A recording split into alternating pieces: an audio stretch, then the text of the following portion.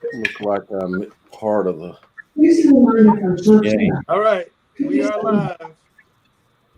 Is everybody ready? Ready to hear me? Am I in sync? Everybody's in sync. All right, we got Omarion Hampton, the Cleveland running back, committed to North Carolina, on the show. You see him on the screen. We're going to ask him a couple questions, and he's going to beat up Sam on the game show. It makes Sam feel bad. He came prepared with the tank top, though, didn't he? Look at him all swole. Looking all swole. Looking all swole. So he told us back on that side.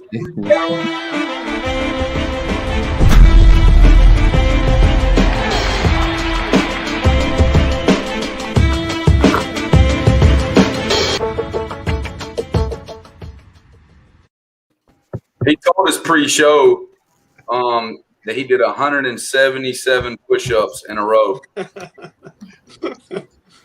That's why he's all right now. We got Omarion Hampton on the show, man. Omarion, welcome. How you doing? I'm doing good. How are you doing? Doing well, man. Tell us about your season and this team you're on. You guys are on one heck of a run. Yeah, I feel like we're doing good so far. Just practicing hard. And I feel like we're going into the season really strong. Well, how about Friday's game? Big rivalry game with some serious implications. What do you guys got to do to win that? Really just make practice perfect and then just come into the game, focus, locked in, and everything like that. Sam, what are you seeing from this young man? I know you were impressed in the background. Yeah, I mean, personally, he's my favorite for Mr. Football right now. Like the way that he's playing, I think he is dominating. And the reason why this team's so good is literally he's strapping them on his back. I know there's other factors that are going on his team. He probably won't say that. He'll say that, he'll give credit to the offensive line and things like that. But, I mean, my man came into the show with a tank top on. The boy confident. You know what I'm saying? So I love it. Yes, appreciate it. Omarion, how much are you pushing in the weight room, man? What are you pushing? Bench press and squat? Today I hit 400 on bench press. And then squat. Nice. Wow. What do you hit on the squat? It's like 595. See, that's a wrong question to ask, though, Langston, because squat, it could be judgmental. Like, do they go low enough? Do they not? You know what I'm saying? Do they go deep squat? Do they just think they go to parallel? I can't. He puts his butt to the mat. What are you can't talking squat about? 500 pounds. Go ahead, Gary. You got a question. Yeah, Amaryan. Oh, wait. Omarion, Gary is the biggest North Carolina fan alive. I just want you to know that. Go ahead, Gary. Yeah, Amaryan, I got season tickets, and I didn't like what I saw up in Chapel Hill this year. But my question is, are you graduating early and enrolling in the spring? No, sir. I'm not graduating. I'm coming in later. Okay. Who would you say your running style is most like? If you were looking at another running back, you say, yeah, that's kind of how I run. Whose style do you think you mirror? I feel like most people see like Saquon or like Mcneill, something like that. Okay. That's pretty tough. And last week you had 7 touchdowns. Is that right? Get the cats for me, Jaren. Yeah, yes, sir. How do you get 7 touchdowns in a game?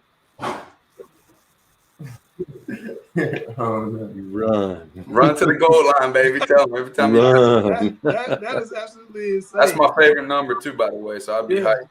That's absolutely insane. Okay, so we're gonna play this little game. It's a multiple choice, and all you gotta do is get the right answers and beat Sam.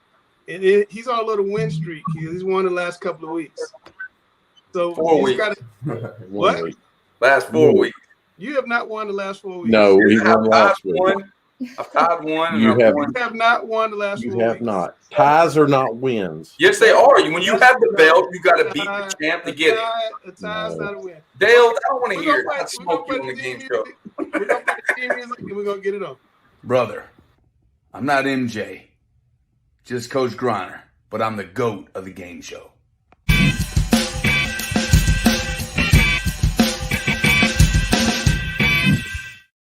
So I have my guns out there, and I have my guns out with them. I knew you were going to talk about the little guns. All right. Dale's on the question. Omarion, you had the first answer. Here we go. Okay. What is the name of the UNC Tar Heels mascot? Why are you asking him this? I know, like he don't know it. A, Tartar. B, Ramses. C, Hillboy. D, Choo Choo. All right. Omarion, what's your Choo answer? Choo Justice. I'm gonna go with B. B, Ramses. What you got, Samuel? I like B too. B is the correct answer, so we are tied at 1. Wonder if they know who That was Choo Choo is. scary right there. I was, Do you think any of them know who Choo Choo is? did you really know that? Because that's what I thought, but I didn't know. He knew. He's going there. See, just admit it. Just admit it. Langston sent you the questions so you could prep. It's all good. No, I don't send the questions, Sam. I promise you, I don't send the questions. All right, Chelsea, let's go. All right. Who was the first? Golly, really? Another UNC question. Who was the first UNC Tar Heels coach to win 70 games in his career in Chapel Hill? A, Bill Dooley. B, Mack Brown. C, Dick Crum. Or D, Carl Torbush. Samuel. I'm going to go A, Bill Dooley. A, Bill Dooley. What you got, Omarion?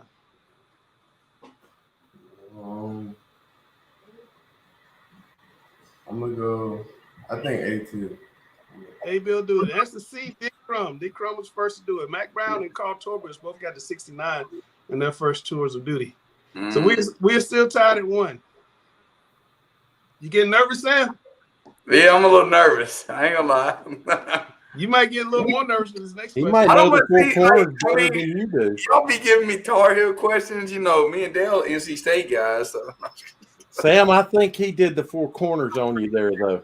Yeah, I think He so. did. I wanted to be confident in my answer, so he at least came with me on that. All right, Dale, here we go. All right.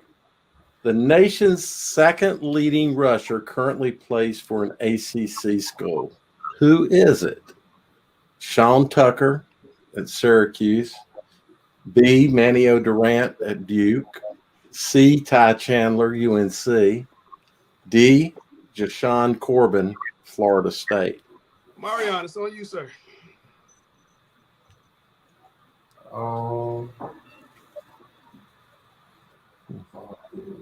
I'm gonna go with C. C, Ty Chandler. What you got, Samuel? Whew. I'm going to go B, Duke. Mateo Durant. The answer is Sean Tucker, so we're still tied at 1. Golly. That was tough. I thought Omarion would get that question because he's a running back. I figured he's following that kind of stuff. You're going to be on that list in a couple years, right, Omarion? Yeah, I'm not there. Yeah, no doubt. My God. See, what's wrong with confidence? What's wrong with a little confidence? Carolina's Nothing. kind of turned into running back in the last couple of years, too. All right. Chelsea has this question. All right. Memphis rap star Key Glock is a prodigy of another Memphis rapper, Young Dolph. What is Key Glock's real name? A, Markevius McCaffrey. B, Aubrey Graham. C, Kari Cephas. Or D, Jonathan Kirk. Oh, my goodness. Come on, Sam. You I'm know. gonna go. It's definitely A. A is the answer. What you got, Omarion? I'm gonna just go D. D. Jonathan Kirk is the baby out of Charlotte. A is the correct answer. Sam is Let's go! Come on! Sam is up 2-1 going to our final question. So, Marion, you must stop. And I know what Sam's going to do now. He's going to do his little cheating thing he does. Let them know, Gary, in the back. Let them know, baby. All right. You don't want to go for the big win. Here we go, Dan. A win's a win. Here we go, Win's a Dan. win. No, a tie's not a win. Here we go, Dan. In the upcoming King Richard movie, which actor plays the role of Richard Williams, father of tennis great Venus and Serena Williams? A, Danny Glover. B, Will Smith. C, Jamie Foxx, D, Terrence Howard. Well, I like all those guys. All right, Amaryan, let's go. I need it. I need you. I need you right here, man.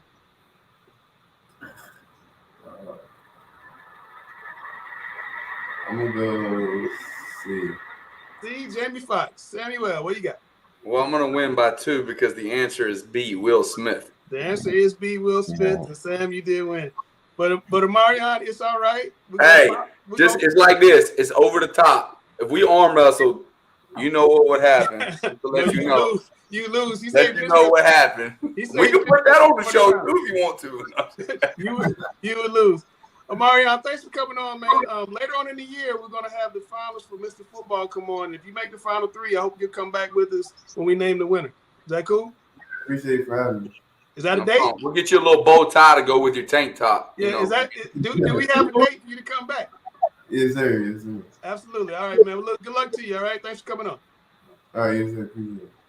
I like that guy right there. I'm pulling for him. Yeah. 8 touchdowns. Yeah, man. I mean, if we stopped it right now, he would be my favorite to win it right now. Your favorite to win it? Yeah. All right, so we got to go find out what the guru's got on his mind. 60 seconds with Chris. Hello again, everybody. It's Chris Hughes, the guru of high school football, with 60 seconds with Chris here on Talking Preps NC. And, we got the third round of the playoffs coming up this weekend. That's certainly the main thing on all of our minds. And we're looking forward to these big-time games about to take place. But don't forget about the other season, which is about to kick off here in the state of North Carolina. And that is the coaches' silly season, the coaching carousel, with the COVID last year and a lot of the craziness. We haven't had quite the coaching turnover that we typically had. Normally we average somewhere between 80 and 100 coaching changes a year. I have a feeling that those numbers are going to be back up this year. I got a lot of coaches that I'm hearing are about to turn in their resignation or thinking about changing jobs. I got a lot of big time guys that you've known for many, many years that I think are going to contemplate retirement. The 60 seconds of Chris here. Just wanted to kind of bring that up and just kind of put that in the back of your mind, because as the season winds down, once the playoffs end, typically either right before Christmas or right thereafter when the first semester ends, I think we're going to start to get an abundance of coaching moves. So that could affect a lot of things. You could see some assistants changing schools. You could see assistants being elevated up to the head coaching level. And you know how it's been lately. We might even see some of our best coaches here in North Carolina end up at some higher paying gigs, whether it be in Georgia or South Carolina or maybe some other states. But anyway, guys, for Talking Preps NC, this is 60 Seconds of Chris, the guru, and we'll catch you next week. All right, guru, with a little smile there from the guru. We don't always see that. That little snarl smile, I like it. All right, Alex, we had a big update today. The state legislators made some changes to House Bill 91. They basically going to adopt the rules around student participation, penalties and appeals, game plan administration, fees and reporting. After they adopt their rules, they're going to enter into an agreement with one or more nonprofits, including the NCHSAA, for a 4-year term. The NCISAA, as you see on the other side, Bobby Wilkins, the president, is okay with this move because they've talked to the Board of Education. They believe that's going to be them. What are your thoughts about the revisions and the potential for the association to continue? I am positive and encouraged about the prevailing framework. I would like to see some revisions into the updated verbiage. And what do I mean by that? Number one, the relationship between the State Board of Education and a nonprofit entity to govern high school athletics in the state of North Carolina should be limited to a relationship between the State Board of Education and one nonprofit association. Why is that the case? Because if you hearken back to the days when the North Carolina High School Athletic Association disassociated itself from the University of North Carolina system, the primary mitigating factor in that situation was that the NCHSAA could not be responsive to serving its membership through the NCHSAA Board of Directors and answering to entities with the UNC system as at the time based at the Friday Center for Continuing Education. To use the words of the late, great NCHSAA Executive Director, Charlie Adams, we cannot serve two masters. So this agreement has to be a State Board of Education agreement with one entity. It has to be clear to whomever is answering. There's got to be a clear relationship there. Furthermore, I'd like to see stronger clarification and hopefully an expansion of this 4-year term to include an automatic rollover so that nonprofit entity, hopefully the North Carolina High School Athletic Association, is able to function always with a 4-year contract. Right. Otherwise, that limits the scope of strategic planning for the NCHSAA or whichever nonprofit entity in terms of the length of contracts into which they can enter and have those binding relationships if their term were to expire at some point. So that's a limiting and mitigating factor. So I'd like to see a rollover element incorporated there. Obviously, you're going to have implications for realignment and other things. So I'd like to see something clearer there.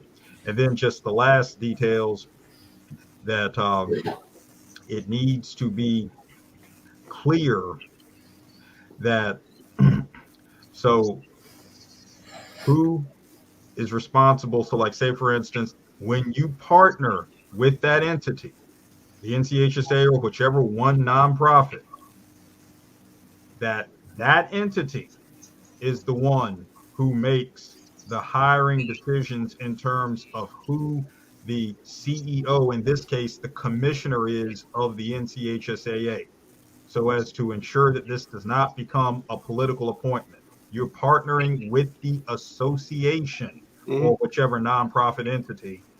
So it is that association that determines who its chief executive officer, in this case, a commissioner, is. Right.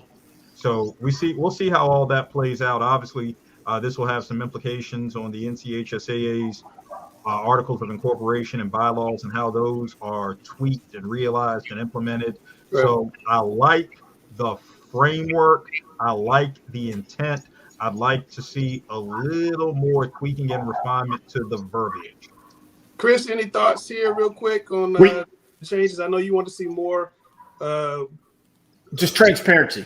Transparency. You know, thank you. And to echo what Alex said, and obviously I feel Alex is the smartest guy in the room in here when it comes to his in-depth knowledge of the processes and everything within the framework of the NCHSAA. And I agree. I think clarity is certainly the one thing that I'd like to see more of, just so that there's, you know what it is that you're looking at. But I couldn't agree more with what Alex said. You know, I don't want to see an outside entity, a political entity, forcing the hand of who that person is in charge that runs the NCHSAA. And for the record, why, again, I've always been an advocate of more transparency when it comes to just the oversight, I guess, of the association. I still am on the record of saying I don't think that there's any other person or entity out there other than the high school association that should be running this. But overall, I think this is a good compromise and a very positive step forward from what I've seen so far. Yeah, Dale, your thoughts real quick, and then Gary. Yeah, so is it a good compromise? I don't know. I'm worried about this.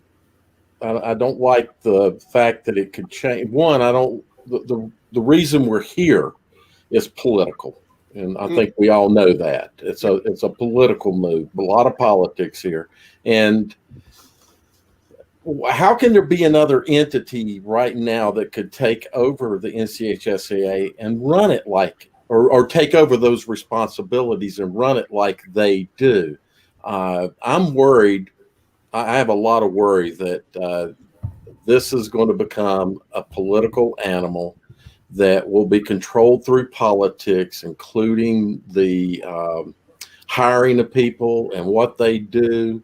These appeal processes, all that stuff worries me. I wanted transparency and have asked for that for years. And I'm a full believer in we need transparency. And I think auditing and overlooking them, but they have to they have to partner with the NCHSAA. I believe that's the best thing for the state. That's what the NCHSAA believes. Garrett, your thoughts? Yeah. Real quick, then we'll get out.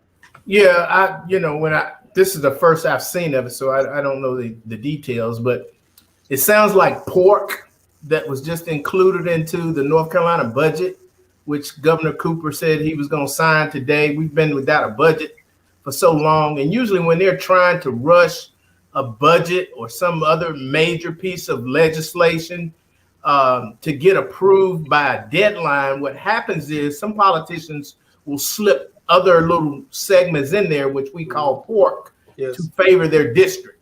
Yeah. And so I'm just wondering, is this pork with the North Carolina budget? Yeah, I look at it this way.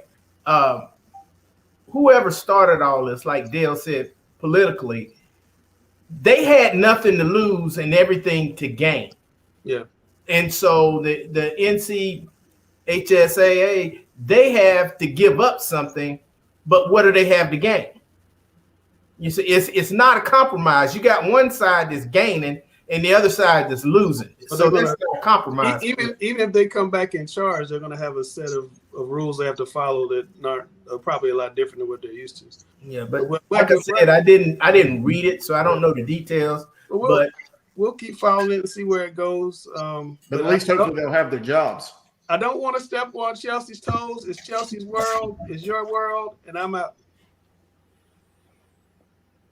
All right, so this week I spoke with Josiah Henderson, O-line from Rollsville High School.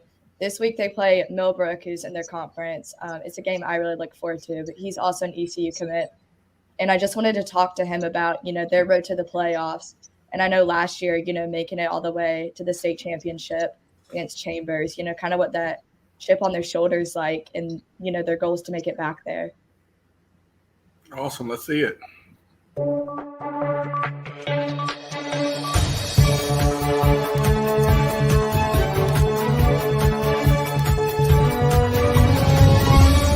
But this week, I'm interviewing class of 2022 Josiah Henderson from Rollsville High School, also an ECU commit.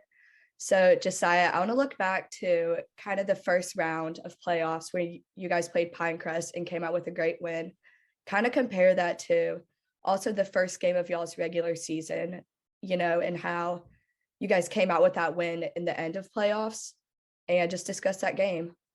So, well, I feel like first game, you know what I'm saying, as everybody know, we had a lot of seniors also, and a lot of guys that had to step up and play different roles. Also, we had a different defensive set. I think we're running like a 3-3 stack at the time, and it really wasn't good for our personnel.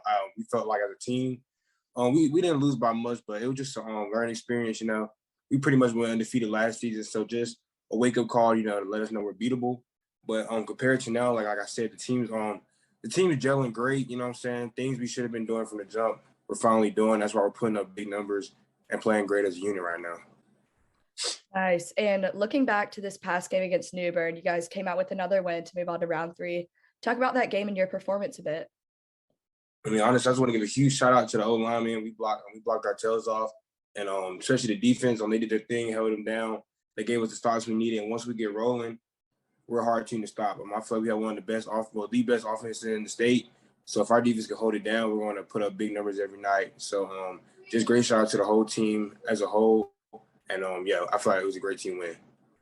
Nice. And with Roseville being in, such a strong conference, playing teams like Millbrook, Heritage, or Wake Forest, how did those games in the regular season prepare you guys to be greater now in the postseason? Those are just some examples of like regular season, like it matters, but when you have like been through war with hard teams, it comes back in the playoffs. Yeah, you could be undefeated in the regular season, but if you really aren't playing anybody and going through those hard games and know what it feels like, what you have to do to beat teams of those caliber, it's not really going to help at the end of the day. So going through those teams, those really talented teams, and knowing what it feels like, what we have to do to win those type of games, it really comes through at times like this where everybody's pretty much good now that we're playing. It's not going to be an easy game. So already having those experiences playing teams like that are, dominant football teams in the state, it really helps at times like this. like playoff time. Yeah. And speaking of in-conference teams, next week for round 3, you guys play Millbrook. You guys are familiar with their game, played them in the regular season. Kind of talk about that expectation for that game. I mean, like Millbrook has a lot of great talent. You know what I'm saying? My boy Wes over there, my boy Nathan. They got some dogs over there, and they're coached pretty well. But like I said, man, I feel like right now we're gel. You know what I'm saying? The teams come together, we're playing together, we're one unit, and we're just busting our toes every day. Practice on Fridays. I mean, hey, it's gonna be a great game. 2 offenses, so it's gonna be a shootout. But I feel like we got it. But it's a lot of great talent over there. It's gonna be a great game. Yeah, I look forward to that. And so last season, you guys made it to the championship against a strong Chambers team. Is there kind of like a chip on your shoulder or pressure, having that expectation from last season? Absolutely. You know what I'm saying? When you go to the state championship, you pretty much sealed your team as like one of the better teams in the state because it's not easy making that. I mean, I played on the team. It wasn't easy. Even though we were undefeated to get there, it wasn't easy at all. So solidifying that place in North Carolina is like, hey, Roseville was in the state championship. Every team knows that. Every team watched the game. So, I mean, every week you go out there, we're playing the last year's state champion contender. So it definitely puts a chip on our back, but also knowing the feeling of losing, you never want to feel that feeling again. And we want to go back and change it this time and go out with a bang. For sure. And Josiah, this is your senior year. Any game could be your last, but kind of reflect on your whole high school career and what's one game that was, really significant to you. I kind of got 2. Okay. So like number 1, second time we played Wake Forest. We blew them out the first game, but second game was a great game. Both teams played amazing. I think it went to double overtime. Just that game, the whole team put they all into that game. Like we weren't going out. We wanted to go to the championship so bad, and we did all we had to do to make it. So that game, it meant a lot. I mean, that's probably my favorite game ever. Just the emotions after and all the hard work we put in to get there. That was a great game. Also, the state championship, just losing, like that's not a good feeling at all. Like it's not a good feeling at all. Like we played so hard. The team, those seniors, those guys are like my brothers to this day. Talk to them every day. Like they wanted that state championship more than anything. So knowing that they wanted that and how hard we put in the work to get there last year, I'm gonna give it my all to get back there and try to bring it home this year. I like that. And so, Josiah, you're an ECU commit. Kind of discuss, your relationship with that school and what made it home for you. Absolutely, man. Being from the 252, you know what I'm saying, that played a big part into it. It's not far from home, but just the coaching. They're one of the teams to like recruit me hard. I took my first like real visit there, and just since day one and how they treated me and my family, like I couldn't. I mean, it was really a no-brainer. My loaded coaching staff, Coach Shank, Coach Houston, recruiters, Coach Dudzik, the whole program, the whole staff. I love everything about it. We just got 2 big wins last few Saturdays, so I mean we're rolling, and we have a lot of great commits coming in. My boy CJ, JD, Eli, we got a squad coming in, so we're doing something real special in Greenville, and I can't wait to get up there and ball out. That's great. Congrats on your commitment. Well, thank you so much for hopping on, and best of luck this Friday. So thank you.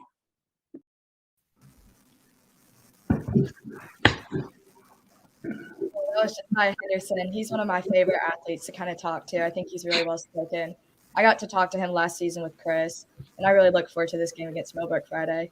Yeah, I wish I was a high school kid. I get on Chelsea's World. It's some great publicity. Be on all these newspapers and websites and Twitter and YouTube, and you do such a good job with it. And tell people how they can get in touch with each other. Yeah, if you want to be featured on Chelsea's this great coverage with the News and Observer, Talking Preps NC. My Twitter is @ChelseaSipple. My DMs are open. Anyone just reach out to me, and I'd love to set something up. Yeah, and you can be anywhere in North Carolina. You don't have to be in Raleigh or Charlotte. Chelsea, I mean, she goes everywhere. But Chelsea, thanks a lot for coming on. We'll catch you next week. Appreciate you. Thank you. See y'all. All right. Take care, Chelsea. All right. You see the other guru on the screen. I got 2 gurus. I got basketball now, and I got football in the back. So we got Rick Lewis and Alex Bass, and Gary to talk a little girls basketball. Alex put together a watch list of some of the top girls players in the country. What are we looking at, Alex? We're in a really exciting time here in North Carolina. This upcoming season, first off, finally back into a rhythm where we'll have a full season that'll be a marathon as opposed to a sprint. And if you look at the classes of 2022, 23, and 24, I've just identified 10 players to watch among these three classes, which will give us a lot of excitement going forward. And we'll just really celebrate a renaissance of women's basketball in this state, the likes of which we haven't seen since, if you want to go back to the early to mid 2000s, all the way back, and you look at the great teams that Gary Richmond had at Vance High School, and those that followed at Butler, East Mecklenburg, on at West Charlotte, and we could go on and on. But so let's take a look at who we have here. So let's start with the class of 2022, our seniors right here. So I want to point out that three of these four players, Maya Joyner at Farmville Central, who's committed to East Carolina, signed with East Carolina now. We had signing day. Imani Lester of North Raleigh Christian. She's the daughter of former NC State pivot man Avi Lester. India Nevar at Apex Friendship, who was contributor last year. She's a 5-star recruit. That will be a huge get, and she is a top priority for NC State.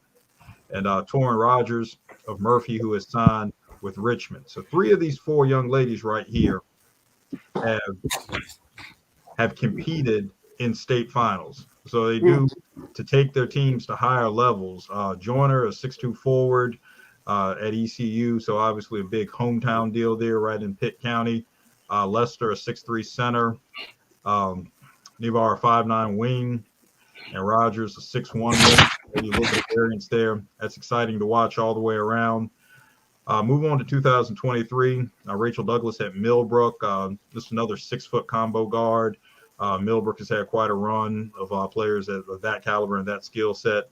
Marasia Pass at Shelby was MVP of the state final, 2A state final last year. And she leads a loaded Shelby team. Once again, a nice 5'4" point guard, very fun and exciting to watch.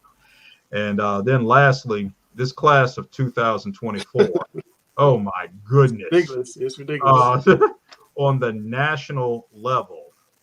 I mean, just sit back and take in watching these young ladies as 10th graders and think of what you see right now. As great as they are now, what we're going to see in 2 years. It's crazy because three of these young ladies are nationally ranked. I mean, Gary, what are you seeing in girls basketball? Is it a lot better than when you coached, or is it leveled out? What are you seeing? What I'm seeing is the numbers are going down. There are so many basketball programs, and those that have a rich history in women's basketball that are not fielding JV teams anymore. Right. And even the teams that do have a JV team, they're not having to cut. They're not having to have tryouts. Anybody that comes out is on the team because the numbers are so low in girls basketball. The quality of play is good on the varsity level. And most conferences in women's basketball are very top heavy. You have 2, maybe 3 very good teams, and then it's a dramatic drop off. It's not as balanced as the boys' conferences generally are, where you may have, 4 or 5 top level teams in a conference, and 1 or 2 average teams, and then maybe 1 bad team. You don't see that in girls basketball. Girls basketball tends to be very top heavy. Well, on the boys' side, we got a lot of talent. There's so much talent. We're starting these non-association teams popping up where you go to school at one place and you play at another place, and some of those are reflected in your non-association top 10 here, Rick. Let's go through it real quick. Well, you have Kanban Academy with Jeff McGinnis. They did lose Robert Dillingham and a few other players, but you still have 7-foot Patrick Westler, who's going to Virginia Tech, and also Jay Nepps, who transferred down from Virginia. They're probably still the top of the heap as far as the non-association teams. Mike Wright is building a pretty good program over at Liberty Heights. They have Silas Demery, who played for Millbrook last year, won the state championship. He's over there as well. So they're very tough. And then you have Moravian Prep, which, you have to talk about the Ellis, boys. You got Eli Ellis, the freshman, who went off this last weekend for 31 points against Winston-Salem Christian. And Winston-Salem Christian's pretty loaded. They got 2 guys going to Providence and, just a roster full of Division I prospects. And then down at Word of God, you have 5 guys who are mid to high major prospects on that particular team. And then, of course, you have Vertical Academy with Mikey Williams and then Tremaine Parker. Tremaine Parker is one of those guys that nobody really knows about. Is really having a huge coming out party right now. He's 6'2". He's probably one of the most athletic players that you'll ever see. He can jump out of the gym, and he's going to be on all the YouTube sensations for highlight dunks. He's one of these guys who can go up between his legs and get his head above the rim and make some of the dunks you just look at and say, wow. So pretty impressive. And he landed on your watch list here. Give me 1 or 2 other guys on here that really catch your eye. Freddie De Leon down at Word of God, he's 6'5", 6'6". A lot of people haven't really heard about him, but he's been averaging almost a triple-double. He's been averaging around 27 points a game, over 5 assists, and 10 assists and 10 rebounds. He's someone that a lot of people don't know about. Eli Ellis, I mentioned earlier at Moravian Prep. I think those are the main guys. And, of course, I've already mentioned Patrick Westler at Combine. He had a phenomenal game against Northside Christian where he went for 31 points. He was very tremendous in that particular game. Yeah. How is Mikey Williams doing so far, Rick? It's one of those things that you haven't heard a lot about. Usually, from my understanding, most of the highlights have been featured around Tremaine Parker. I've seen more about him than I have Mikey Williams. So, I don't, watch Vertical that much as far as on the YouTube games or whatever. So I really don't know, but I haven't seen a lot of media buzz this year like it was last year. Well, my man signed a whole shoe contract with Puma. He's on a 2K commercial. I think he's doing all right. All right, Rick, let's take a look at your preseason North Carolina boys poll. We're ranking everybody all together, not by class. Boom, here's the top 20. Well, you have to put Greensboro Day at the top. After, Freddie Johnson's one of the best coaches in the state. I call him the Dean Smith of high school basketball. They went up against Oak Hill. Now, granted, Oak Hill didn't have their best player, Chris Livingston, playing, but that's part of it. Injuries are part of the game. Absolutely. They went in. They were down 29-14. They came back, and they pulled off the upset. But they have a tremendous roster, D1 players. But he's one of these guys that's just – he's been around for a long time. He's just a guru of high school coaches. I think they're the top team in the state. And then, of course, Chambers is the team that I think is the heavy favorite to win the 4A public school on paper. Mm-hmm. They got a tremendous amount of talent. They got Jalen Curry, who is on the USA 16 and under team. I think he is the best passing point guard in the country. Daniel Sanford just signed with South Carolina. And they have Nick Dorn, who – last year, this time was about 5'11". He's about 6'4", 6'5" now. And his brother, played at Charlotte and then NC State. His dad played at Carolina. So he's a great perimeter shooter. And they also have Omarion Hampton. So they're going to be really, really tough at the 4A public. Burlington School, they won the 2A last year. Ryan Bernardi's a young coach. He has basically reloaded again. I think there's really going to be no competition really at the 2A level for the Burlington School, so he should repeat. Weddington is one of these teams that is just, and I talked about it in one of the articles I did, it's about team chemistry. They're led by Chase Lowe, who's a 6'4", 6'5" guard. They won the state championship going 18-0 last year. They're moving up to 4A this year. And if anyone can give Chambers a run for the money, it's going to be Weddington. Well, Rick, I wanted to ask you, Carmel Christian Providence Day playing on Saturday is a big matchup at Country Day, but Central Cabarrus, their fans got on us for not putting them in the Sweet 16. What do you think about Central Cabarrus? I see you have them ranked in your top 20. Central Cabarrus is going to probably be one of the teams that compete for the 3A state championship along with West Charlotte from the West. You have the Daniel twins, Chase and Carson, and also you have Jaden Thompson, who has a Western Carolina offer. They're one of these teams that just play extremely hard. They play an up-tempo defensive pressure, and they just get after you. They were in our fall league, and basically they were very impressive and beat a lot of really good teams. They went undefeated and got upset by the team that basically won the championship, which was Liberty Heights varsity, which has a lot of post-grad kids on their team. So this team, the Central Cabarrus team, is for real. I would say they're going to be penciled in as one of my favorites to win the 3A state championship along with West Charlotte. You heard it from the guru. Alex, you said you had one team you wanted to add in there. Yes, along the lines of what Rick just said about Central Cabarrus out of the West being a 3A contender. Very, very excited about this 3A classification statewide. Let me throw in a team from the East who, like Central Cabarrus, didn't make the poll, but it's going to be right in the mix again. You saw South Central in the poll. South Central dropped down to 3A this year. West Carteret. West Carteret was the 3A runner-up last year, led by 6'8" pivot man Jackson Ellingsworth and 6'4" swingman Shane Graves, trio of legit guards in Dylan McBride and J.J. Montford and Rob Cummings, a couple of players off the bench. West Carteret will visit South Central next Monday, November 22nd, to open the season down in Winterville, right outside. Could we see West Carteret, West Charlotte, Central Cabarrus in the state championship? One of those? Oh, absolutely. I'm going to go down to Winterville, right outside of Greenville, for that game next Monday. That's quite a way to open the season right there.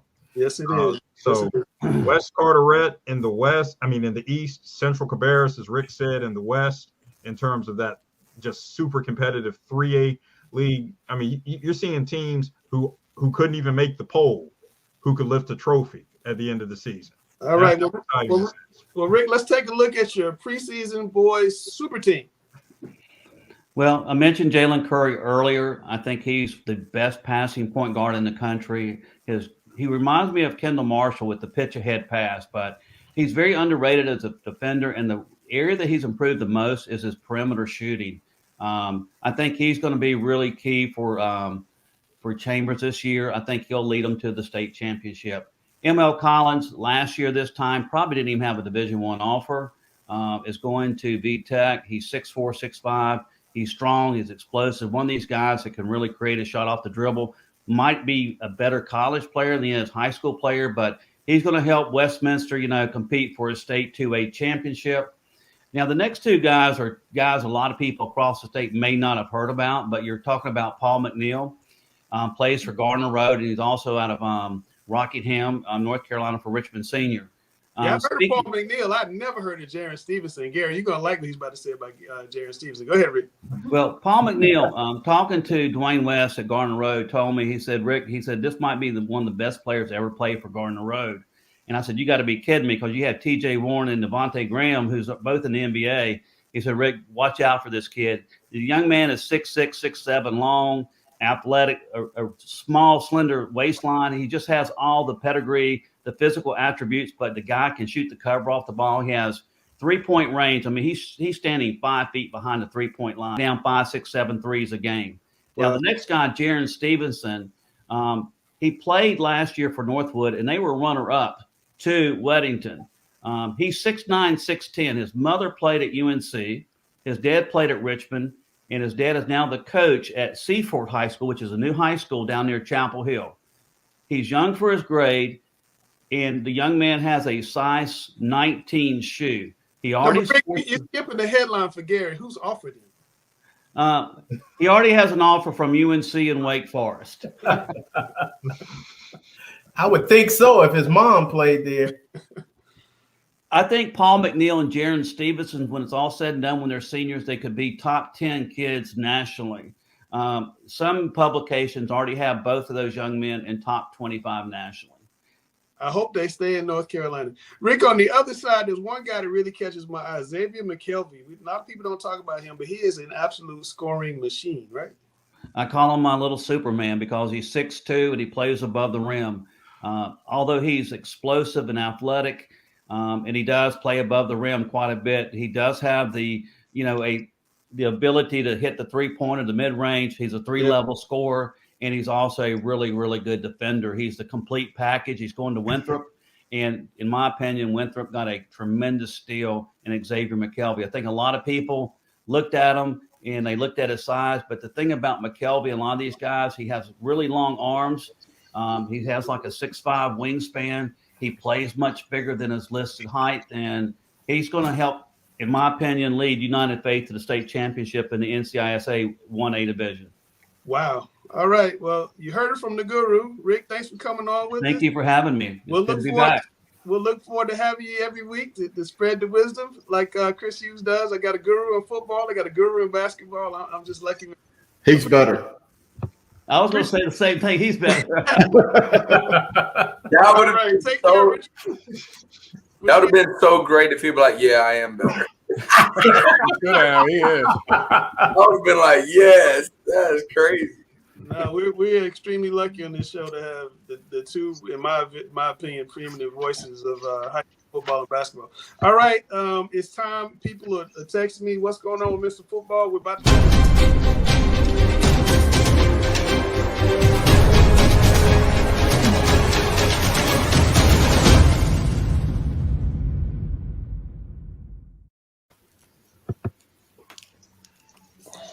Well, as you can see, we have got the list down to 8 gentlemen here from around the state of North Carolina, really from east to west. We've just about geographically got them covered from western North Carolina all the way down to the coast. No surprise with some of these men, and they do play like men, by the way. We've seen them on the field all year. Some of them are just putting up astronomical numbers. Both on offense and some of these guys on defense, just in how they control the game and change how offenses have to play around them. But just kind of throw them out there. Byron Brown, quarterback at Rollsville. He was on the finalists last year. Gavin Gosnell's new to the list. Incredible offensive output. Led his team to an enormous win over Burns Friday night in the second round of the 2A playoffs. Wesley Grimes, again, what he's done straight up. Fantastic. Omarion Hampton, I mean, good gosh, we saw him on here tonight. He does, to me, and I've said this before, he looks like he could contribute today at the collegiate level. I think he's a year one impact player. Looking there on the right side of the field, page, James Pierce at Chambers. Again, one of those defensive guys that you just absolutely have to control. And if you're an offensive coordinator, know where he's at on the field at every time because of the way he disrupts that line of scrimmage. Kanye Roberts, I believe he's one of the top 1 or 2 scorers in the state of North Carolina down there at Wallace Rose Hill. Got a big game Friday against Steve Stupland. Dalen Smothers, hey, what can we say about Hollywood? And Jalen Walker, again, the Georgia Bulldog-bound defensive lineman at linebacker at Salisbury. Gary, you have not seen this list, unlike some of us on here. What are your thoughts as you see it? Well, I saw Pierce and Smothers on Friday night, and they lived up to the billing. I mean, Pierce he totally disrupted everything that Hickory Ridge was trying to do on the perimeter as well as their passing game. He was like a one-man wrecking crew. Their whole defense played well, but he was noticeable. And then Smothers just took over in the second half. They just direct snapped the ball to him or sent him in motion and direct snapped it to KC Concepcion. And those two just put on a show. Yeah. So all the accolades that they get, they are deserving of. Dale, any thoughts before we move on? Yeah, it was kind of curious to see Huddy Dimes dropped. Otherwise, this looks real good. Yeah, I was telling everybody it's Huddy Dimes is Tad Hudson. He looked good Friday night. That's Kansas guy. No, he did. He looked good. Only played a half, but 3 touchdowns. Looked really, really good. Real quick, guys, before we move on, Shrine Bowl rosters came out today. They're South Carolina. I just wanted to show the rosters. Some Dutch Fork kids on there. Myrtle Beach has a quarterback, offensive lineman. And let me get up the other side of South Carolina and let you guys take a look. There's not going to be a game. They're just announcing the rosters. Almost seems kind of weird that they're not going to have a game because it seems like they're having a Carolina Bowl. I think it's taking the place of it. Yeah, I mean, the second year in a row with no Shrine Bowl, obviously, I'm certainly missing out. I miss calling that game on ESPNU. Yeah. And so it's tough. Hey, seeing the South Carolina roster, the big news also came out, and I know it's not Shrine Bowl related, but a former Shrine Bowl coach over at Dorman High School, Dave Gutshaw, used to, change the game up at Burlington Cummins. He announced his retirement today after 50 years of coaching. Yeah, Pete Gilchrist is one of my good friends in the coaching world. That was one of his mentors growing up. He always talked about Dave Gushaw. All right, let's look at the North Carolina side, which we know a little bit more about. The quarterbacks are two guys we're very familiar with, been on the Mr. Football list. We just had Omarion Hampton on here just a second ago. And you guys can see the rest of the list. League Knox, no surprise there. David Reed, a little bit of surprise to me, but he had a great year to be on that list. And Chase Gist, another guy we featured. A lot of guys we featured on this list. What do you guys think? Yeah. Kind of surprised not to see Wesley Grimes and Jacob Newman on here. And it may be they're playing other All-Star games. The Shrine Bowl is not like it used to be, where they're not playing it. I don't know. And exactly, they're not playing the game. So what does it matter? Yeah, that's true. Yeah, I'm looking at Jake Reed, tight end for Hickory Ridge. Hickory Ridge doesn't even have a tight end. Dude, I'm putting up what they put up. Yeah, they don't want a tight end. Don't shoot the messenger. I'm just putting up. Best place they could put him, maybe. When we name our team, Gary, you can fix all that. We got our super team coming in. You guys get to pick it and make it right.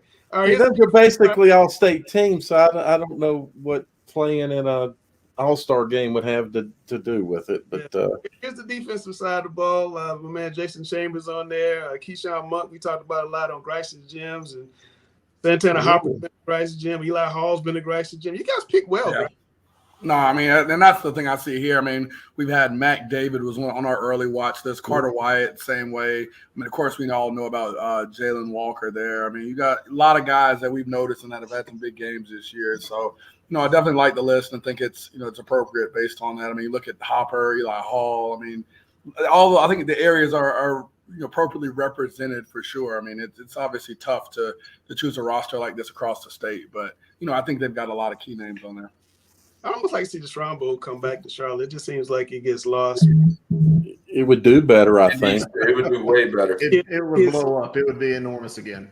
So maybe now that the fact that it hadn't played for 2 years, there's an opportunity to push that button. We got to get the North Carolina Shriners back involved and want to be involved in I it. just can't imagine if I'm in Raleigh, how big a deal the Shrine Bowl is. We got my man Will Hart on here from What's up, guys? How you doing? How you doing, Will? Well, is the Shrine Bowl a big deal to kids these days, Will? Is it still a big thing for you guys? Is that like a goal? I got to be in the Shrine Bowl? Yeah, I'm doing actually the Queen City Senior Bowl, which is like just a thing around Charlotte. And I didn't sign up for the Shrine Bowl, but I just did the Queen City Bowl. But, I mean, there's just a bunch of bowls you can do now. So. Hey, Will, what's up, big dog? What's up? How you doing? Doing good, man. I'm a big fan of yours, man. I appreciate that. Yeah, I live right down the road from, the closest high school to my house is Porter Ridge, and I keep an eye on you guys. Every time someone picks against you, I don't pick my own games correctly, but I've been picking your games. We're gonna get to that. I've been picking your games pretty correct. So I appreciate that. 8 pancakes. Wow. Well, tell us about going up to Grimsley. Travis Shaw was back. I mean, is he a monster? I mean, what's it like trying to deal with him? Yes, sir. Him and Tamori, they're both great players. It was a battle all night, but we thought we could just come in there and out-physical them. And yes, I thought we did a good job.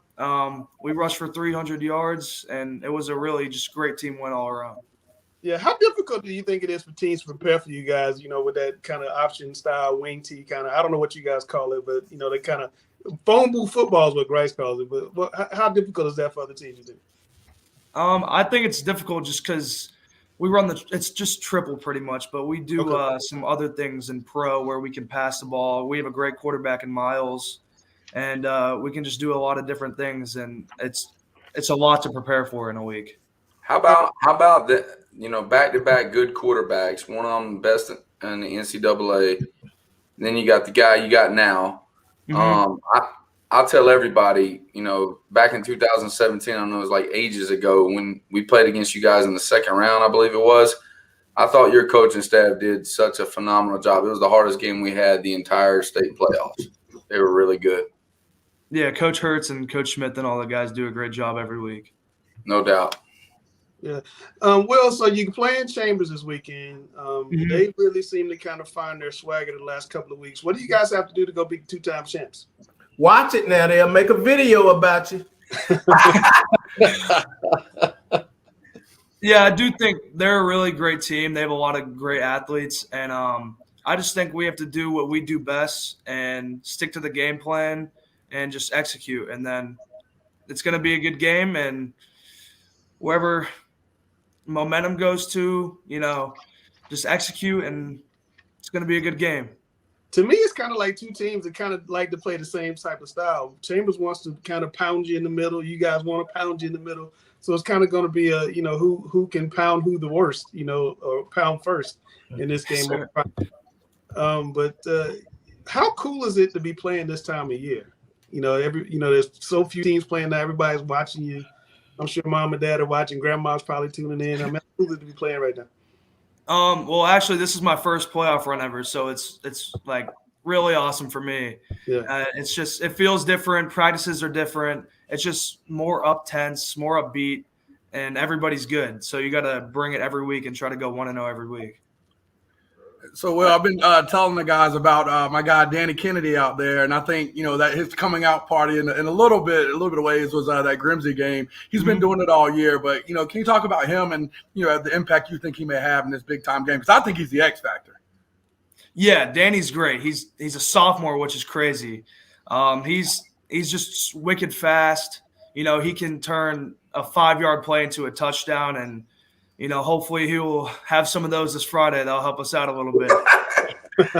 My man. Absolutely. Well, Will, man, we're about to run our Grison's Gyms this week, and you actually were a Grison's Gym. So yes, sir. You balled. You got the call, baby. Appreciate it. Thanks for coming on with us, man. Good luck on Friday. All right. I appreciate that, guys. Have a good one. All right now. Here's Grison's Gyms.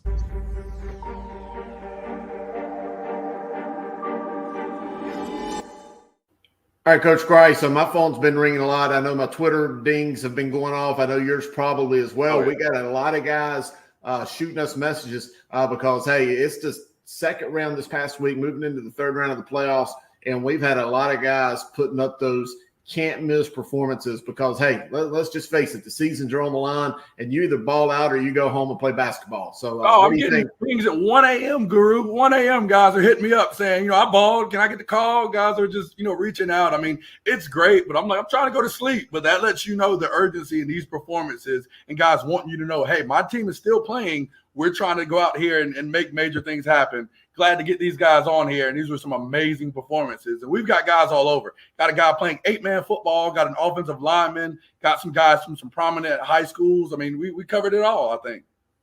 Yeah, no kidding. Well, let's start right here in the heart of the Queen City. Chambers High School, Kevin Concepcion. This guy had almost 100 yards rushing, had 58, 60 yards receiving, ran a touchdown back from a punt return. This guy just played a complete football game in a big win over Hickory Ridge Friday night. Kevin Concepcion, he is the real deal. I mean, and I think that's why, this guy has a ton of offers because of his versatility. I mean, he's a kid that we all know that can get the ball in his hands whichever way possible. Coach Farabee, his coaches over there are going to do that for him. So, again, not a shocker that Concepcion is a Grice's Gym because he balls every week. It's just in a big-time game when they needed him the most, he showed up huge and really showed up and outshone every other player on that football field. I think he was the best one on the field that night. That's why he got the call. No kidding. Yeah, no, complete ball game. Stakes, high stakes. Had to win. He came through. So congrats to the Chambers team. Concepcion, well done. Hey, let's move on now. You mentioned the 8-man rank. So we're going to talk about a young man up from Cary, North Carolina. Chide Ogan, Cary Christian, put up some amazing numbers in 8-man football. And by the way, I just want to throw it out there. 8-man football, do not get a misconception that it's not real football because I've seen some bona fide D1 Power 5 players come from 8-man football. I think, if anything, it's a tougher brand of football because you really have a lot of open space. So tell me about this guy, Coach. Oh, man. I mean, I think it's, having a guy like this, again, you see how dynamic he is out here. 8-man football, these guys are going to play both ways. I mean, you see, again, he had 17 carries, 259 yards, and 6 touchdowns. huge game, but also 17 tackles on the defensive side of the ball. There's no rest over here. There's no going to the sidelines and chilling and hanging out. If you're a guy that can ball, if you're a guy that's doing this, whether it's 8 or it's 11, we're going to have you on the field the entire game. Big win for those guys. And again, in the championship game, there's a reason why he got the call here. And this was a major victory for Kerry Christian. And congrats on that championship. He was the reason why. Absolutely. And again, I'm a huge proponent of 8-man football. I think that it is what's probably, I think would look good in our 1A ranks. But anyway, hey, this ain't a 1A player right here. Let's talk about a man amongst boys in the 4A ranks. Omarion Hampton, Cleveland High School. We talked about this young man all year, just putting up amazing numbers. I think he's going to be a year 1 contributor for the Tar Heels. But let's look at his performance here against Laney on Friday. I mean, he already looks like it in the Tar Heel blue over here. I mean, he seems like he fits right in. Again, we've talked about this guy all year. We've said this even in our Mr. Football segment, but it applies here. When you get to this point in the year, if you really are a guy that's one of the best in the state, we need to see it happen right now. We need to see it in the playoffs against top competition, against playoff-eligible teams, and he did just that. I mean, you talk about, having 20 carries, 182, and 6 touchdowns on the ground, also having a pass reception for a score. I mean, it's a guy that's doing it big. And I mean, again, he's not a 1A player, as you said, Guru. He's a Power 5 player, one of the best in the state, who, when it's this time of year, as we're getting close to Thanksgiving, he's showing you exactly who he is and what his team's about to do. So I'm looking forward to them continuing to make a deep run with him as the guy you're going to need to stop if you want to be victorious. No kidding. And I know the segment's about Omarion Hampton, but we got that glimpse of Skyler Locklear as well. He's the hidden gem on that team. I'm glad to get a chance to see both of them play because that's a phenomenal team coming out of the East. They're going to have a good chance of making it further down the road. We'll see. Now let's go to a team that has just got an amazing offensive line. That line fueled the victory over Grimsley on Friday night. Yeah, the Grimsley team that had won about 23 straight ball games. But Will Hart, offensive lineman, paved the way for 300 yards rushing. I love that camera view. Tell us about it, Coach. Oh, love the butt shot. You're able to see exactly what's going on. Again, we're going to get guys all over, man. We looked at this game, thought Porter Ridge, I thought it was going to be a tricky game. I think I said that on the segment. It was going to be a tricky game for them because of the option. Even with an aggressive defensive line, an option attack is going to be what can help you be successful. This guy, again, showed you why he's good against one of the top defensive lines. I think he recorded him as 8 pancake blocks, which is, going to be the reason why he was successful. I mean, when you dominate a defensive line such as Grimsley, create those lanes for your running backs, there's no reason, we understand why they were successful in this game. Glad we could highlight Will Hart, one of the best offensive linemen on a team with a potent rushing attack. They're still playing, and that's why, because they had a great offensive line. Will Hart was the standout for that group. Absolutely. A great job, again, to Will Hart and that entire Porter Ridge team. They got their hands full Friday night, but you look at that offensive line, they very well may be up to the challenge. Finally, let's go to the 2A ranks, 2A West. I was breaking down the film last night up late looking at football, and this guy may have had one of the best high percentage nights I've seen in a while in a sudden death playoff game. Dalen Lee leading the Shelby Golden Lions, connected on 17 of 22 passes for 500 yards, Coach, and a big win over a really, really good and a really physical Polk County team. I mean, we talk about the lineage of great Shelby quarterbacks, and Dalen Lee is getting an opportunity to put himself right in the pantheon of these great QB performers. I mean, 500 yards off 17 of 22 passing. It fits the Grice's Gym's QB checklist. I mean, high yard total, high completion percentage. It's no secret why he's here. I mean, we've talked about this guy and used all the superlatives here, but what a great performance from a top guy, top player, one of the best in 2A ball. And if he keeps on, I think we've got to at least consider him for the Mr. Football watch list. But a great performance by Dalen Lee. Shelby's doing what Shelby does this time of year. Nobody's surprised, but we knew a performance like this was going to make it look pretty easy. No kidding. He looks great. They got a good chance of moving forward. I love it this time of year when the first frost comes about, those beautiful green Bermuda grass fields turn black or turn brown. And a team like Shelby, they paint those lines black. You know that it is deep playoff football when you see those highlights. Oh, definitely. Like I said, again, as we talk about, this crop of Grice's Gyms is great. Playoff time, you're going to get amazing performances, and that's what's got me most excited. These performances aren't against, Joe Bob University. These are some great teams that are playoff eligible. And we say, again, the games keep getting bigger and bigger. So these numbers and these performances show you some really top performers, and the cream's going to rise to the crop.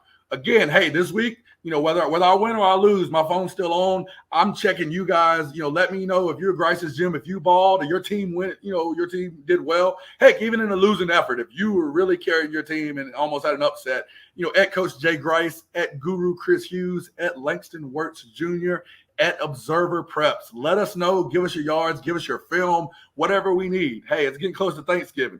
You want to be playing on Thanksgiving, your team's going to need your best performance. When you do that, let us know and hit us up. Ball, so you can get the call. I carry my phone with me everywhere, guys. So hit us up. Again, another week of Grice's Gyms. Coach, good luck this week in your game. Hopefully, I'm sure your team might put out a couple of Grice's Gyms as well. But for all the players out there, we appreciate covering you. We'll get you guys next week. All right, guys, let's take a look at the private school playoffs here. Got some state championships going to be played this week. There you see the Division I final, Raven Gap. 9-2, going to take on Coach Chad Greer's Providence Day Chargers. And then there you see the D2 final, the Cabarrus Warriors. I've been telling you guys about them. The incredible football team are going to go down to the far southeastern reaches of North Carolina. Harold's Christian, the 11-1 Crusaders down there. Hey, let's hear about it. I mean, Raven Gap and Providence Day, that's a big-time game. I mean, they played earlier in the year, and it was a very tight game. It's going to see a lot of coaching adjustments. So if you really appreciate coaching a whole lot, that's a big game to go to because both of them studied each other. They've played against each other. Now let's see what's going to happen. Yeah, no, I agree. That's where I'm going Friday night. Big game. So it's going to be a big game. I'm excited to see it. I mean, Jordan Ship, Grant Logan, who we've had on here, some big-time guys from Providence Day that are going to need those big performances if they want to win. Hard to beat a team twice, but, it's going to be on the backs of those two players if they're going to be successful again. Yeah, that's the same thing with the other game. Those two teams have played already this year. So I didn't know that. Yeah. So who won the first meeting? Harold's. Oh, they did. Was it like but it was a one-score game. Touchdown game. Okay. Yeah, very, very close game. That QB Tyler Green for the Warriors, he's going to need to have a big one. One of my favorite Twitter accounts, Ty Beats Losing. He's got to do everything he can to win that one. But I like them. I think they have a great shot to win. Yeah, I like Will Jones as well. But, hey, guys, let's take a look at the 1A playoffs entering the third round Friday. Starting to heat up a little bit. I still think we're a week away from some of those epic matchups that are going to define this playoff bracket and this football season. But we'll start here with the West. Murphy, they're the defending state champions from the spring football season, going on the road to take on the number one team in the state. Coach Burton Cates' Eastern Randolph team. Eastern has been undefeated. They've had some big wins over some big teams. North Rowan and Robbinsville, that's going to be a contrast of styles. Thomasville and Mitchell may be the best game in the 1A ranks, especially on that western bracket. Starmount, they're getting good at the right time. They're going up to Mount Airy, though. Mount Airy has been scary good. And then let's just take a look at the eastern bracket. Perquimans at Tarboro, Rosewood at Northampton, Pender County at Northmore. That's kind of the game I really like on the east. And then south side and north side, that's the Anchor Bowl. It's going to be a good game as well. Is that the Anchor Bowl part two? Wait, no, hold on. I may be wrong about that. I can't remember if the Carteret schools or the Beaufort schools play the Anchor Bowl. But either way, incredible rivals. The county's separated by the sound that comes up there to Washington. And you got the north side of the county and the south side of the county. Really cool. All right, let's take a look at Mount Airy has allowed 18 points so far this year in 12 games. I'm ready to see what they're going to do. I like them a lot in that 1A bracket. That's crazy. What you got in your rankings here, Chris? Well, really, you don't have a whole lot of changes, but I think that's going to change this week. But again, Eastern Randolph undefeated, Mount Airy right there, hot on their trails in Tarboro. Let's not forget about those multi-time defending state champion Tarboro Vikings there in Eastern North Carolina. And then north side, remember they lost to Murphy 14-7 in May. Those top four, maybe five teams have really separated themselves. Robbinsville kind of got down early. They played a tough schedule for a 1A school, played some 3A and 4A schools, but they seem to be getting right at the right time. Thomasville, their traditional power, they've really gotten better.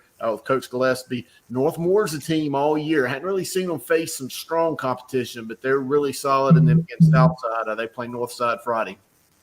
Any surprises to you so far, Chris, in the 1A brackets? Anything that – Not at all. I've had, I think, only one game all in the entire bracket was won by a lower seeded team. It's all just kind of chalk. Huh?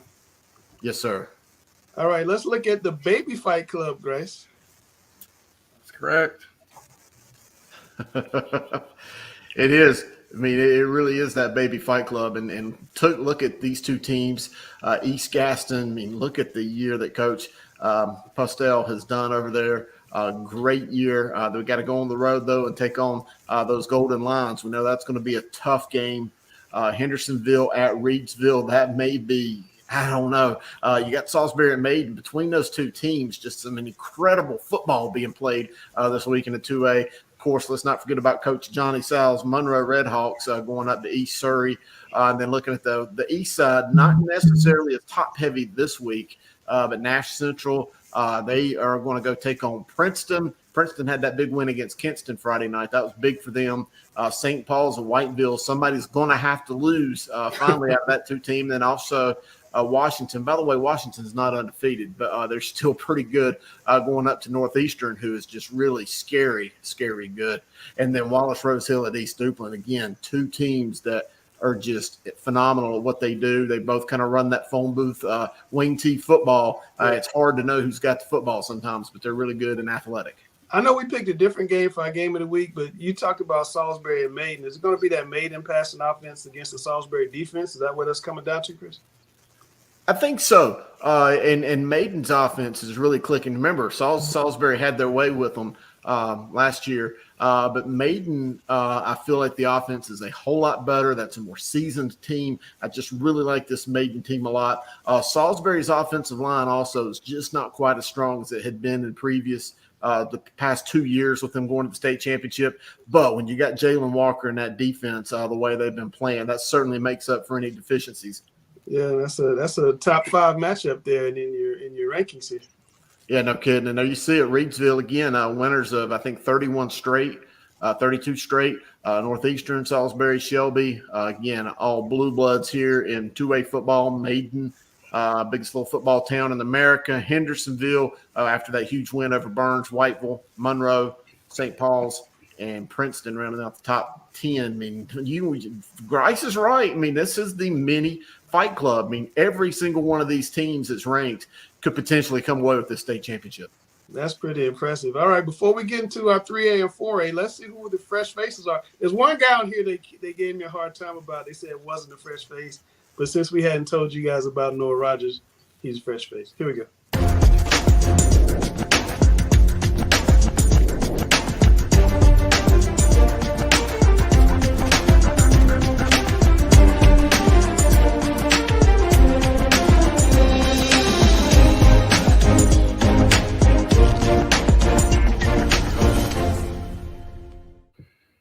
All right, Coach Grice, here we are again, another week, another round deeper into the playoffs. Hey, you're still coaching in the playoffs. That's pretty fresh. 1 week away from Thanksgiving. I've played the weekend of Thanksgiving. I'm trying to coach the weekend of Thanksgiving. We're 1 week away, baby. I've coached 2 Thanksgiving days. Best feeling ever as a coach. Yeah. And I know that's what you guys are trying to get to. But anyway, hey, we got a lot of players that are trying to get Thanksgiving practices. Let's talk about some fresh ones here. My favorite segment, your favorite segment. Here it goes, Fresh Faces.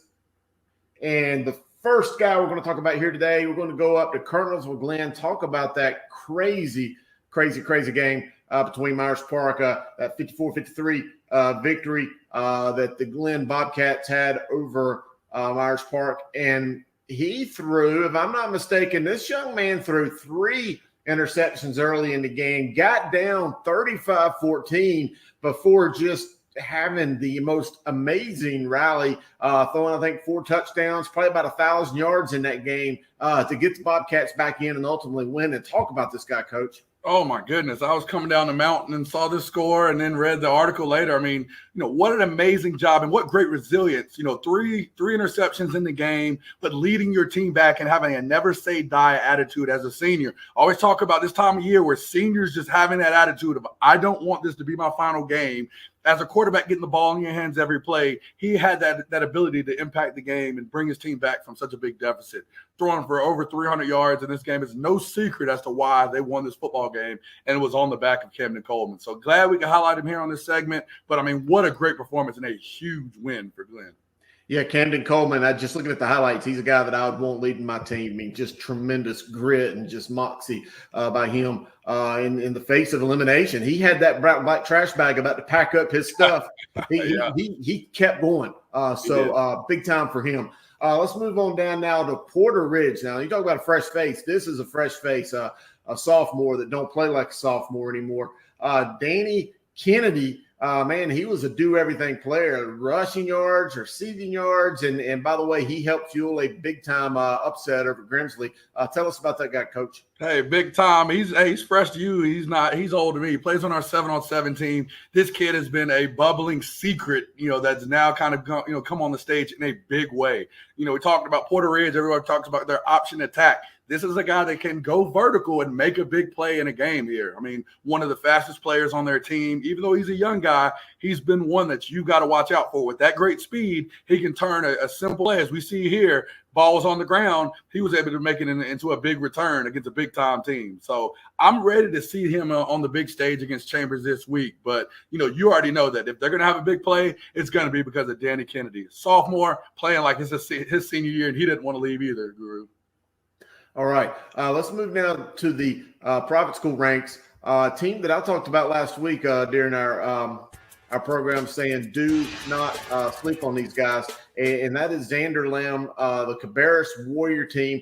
There you see them right there. Had 165 yards receiving and 2 touchdowns in their state semifinal win over Metrolina Christian. Oh, definitely. When we talked about this team, I mean, Coach Jamie Bolton's got these guys going. We've highlighted the quarterback in Green in many ways here. You see why he's had such great numbers. I mean, Xander Lamb looks like a big-time guy out there as far as size-wise. He's able to go get the deep ball, and it looks like he has the speed to stretch the defense. But, Tyler Green definitely is, looks like he's confident in just throwing that ball up there. Doesn't matter who's around. He knows Lamb's going to come down with it. Yes. Good-looking player. Huge win. Again, I see this team continuing to look good. Got another big game coming up this week. And then finally, you know what? And this guy, let's be real. This next guy is a fresh face, but he really is not a fresh face. I watched him put on a show in the state championship game last year. Noah Rogers has 1,000 yards plus receiving, 18 TDs. He was a dynamite player in their victory over Newman Friday night. Tell me about this receiver. I mean, what's to say that we haven't all seen? I mean, everybody that watched the state championship game saw that this guy was just, amazing here. Again, he's only a junior. He is only a junior in this film, which means he has so much room to get better and better. But I feel like I've seen this guy even at, during youth ball. I mean, he's been a guy that no matter what stage he's been on, he's been one of the best players on the field, and it's continuing. We've noticed their resurgence. We've noticed, as Guru, you would say, the buku numbers that they've been putting up lately. We know Byron Brown's had a great performance. He's definitely going to get the ball to his guy here. And I mean, look at this amazing play. Feel like he's getting out of a group of players to make a big time return here. So he might be a quote unquote fresh face because we haven't had him on the segment, but he ain't new to anybody that's been watching football here the past year. I've seen a lot of receivers in my days, coached a lot of receivers. This guy right here has what I think is going to lead him to a playing career on Saturdays at a big time level. Definitely agreed.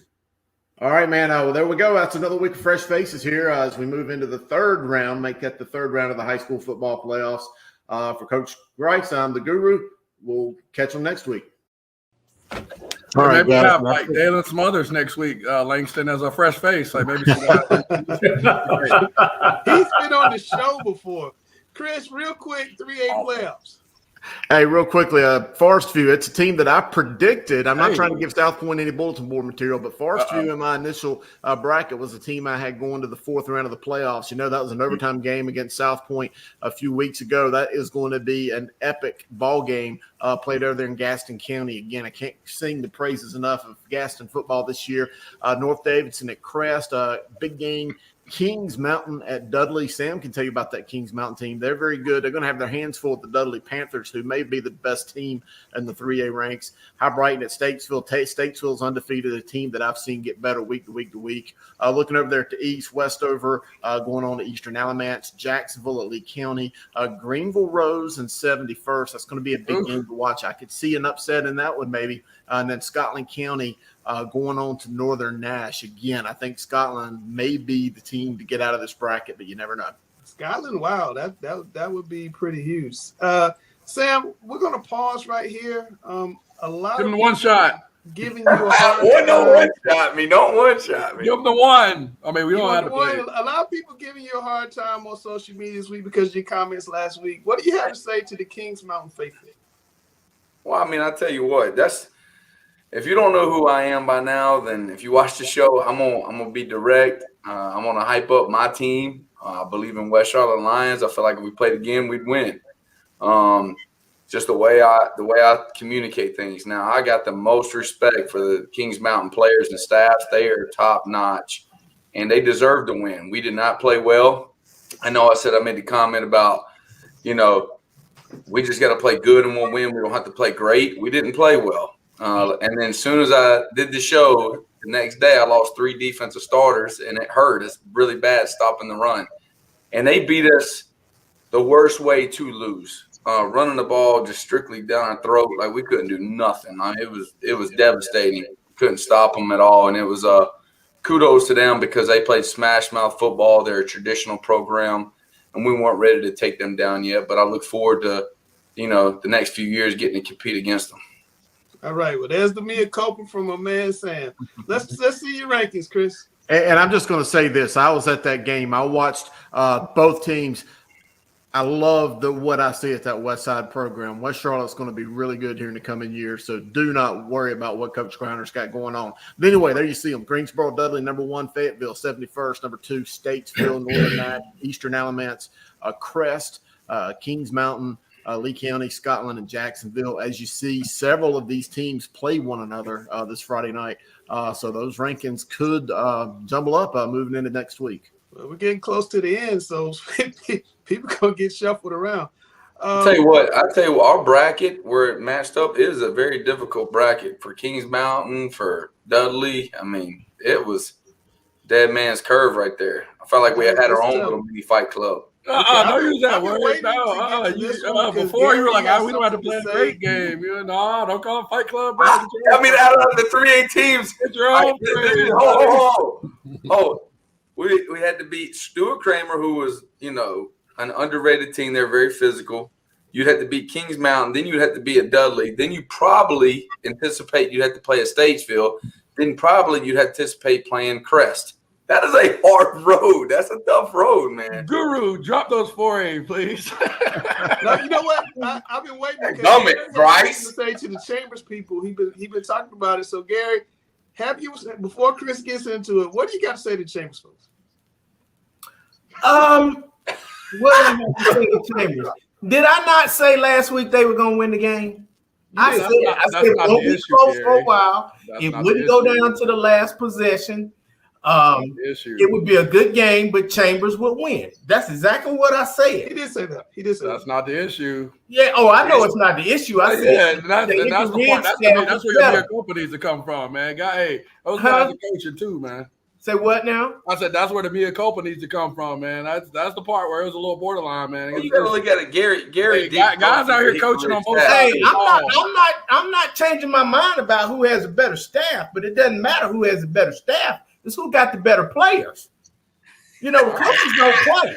You gonna give them more bulletin board? Oh, I don't care about that bulletin board. And we're gonna talk about bulletin board a little bit later on. But let's let Chris go through it so we don't get too heavy. What you got, Chris? All right, guys. Hey, I want to start at the East this time. Nightdale, they're a team that is getting right at the right time. Coach Anthony Timmons, that bunch, they're going down to Leesville Road, who knocked off the Raiders in Raider Stadium Friday night. That was a shocking win. Sent some shockwaves across the 4A ranks. Rollsville at Millbrook. I think this is the best game featuring at least the best quarterback receiver combos in the state between Fortune to Grimes and then Brown to Rogers. So that's a good game to look at. Gibbons, let's see. Well, let's go Panther Creek at Hoggard. That's two teams that had some defensive slugfest last week. But then let's take a look at the West. I know we got a lot of people here in Charlotte that really want to know about this one. This Mallard Creek game at Huff. Sam, tell me what you think about this game because you've seen both of these teams. Yeah, I mean, personally, I think Huff is the best team in the state. They're amazing. They don't have any weaknesses on their team. Mallard Creek is peaking at the right moment. So I'm excited to see what Mallard Creek can do. Now, Mallard Creek's, front seven on defense is as good as anybody's.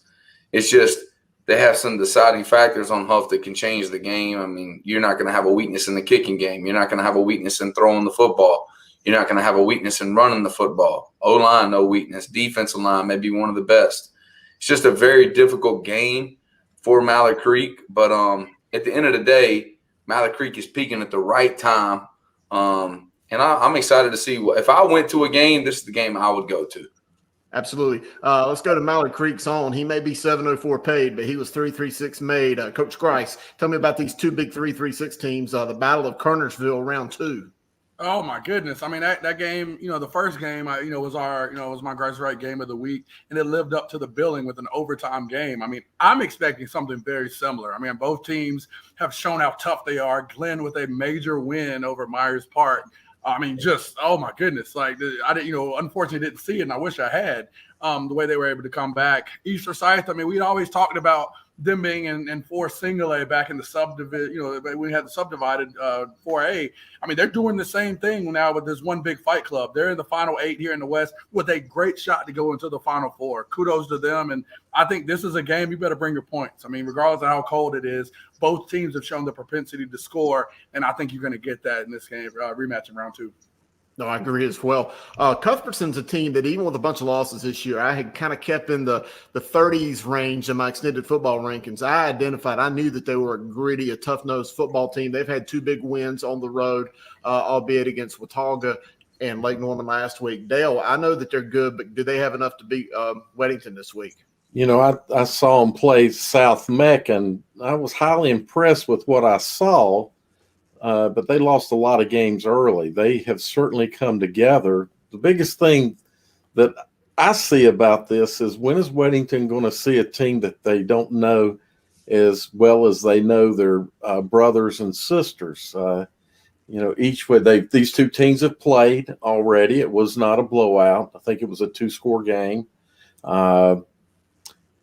Weddington's a great team. I think Cuthbertson's going to have to bring everything they've got and hope for some Weddington mistakes, which are, I think, very rare to be seen.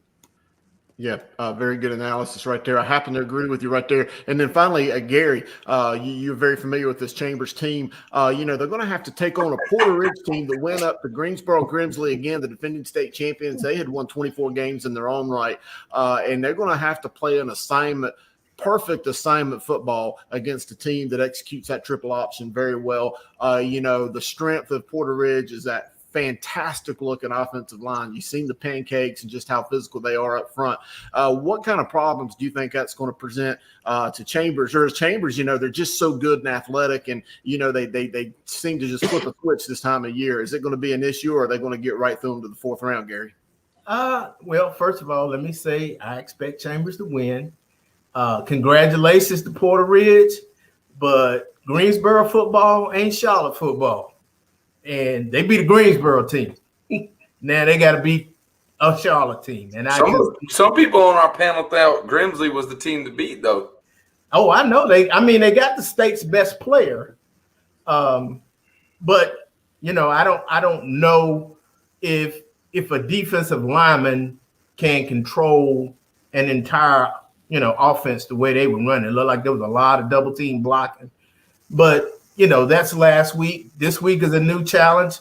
Porter Ridge is always good on offense. Mm-hmm. They are always good on offense. I don't know how good they are on defense.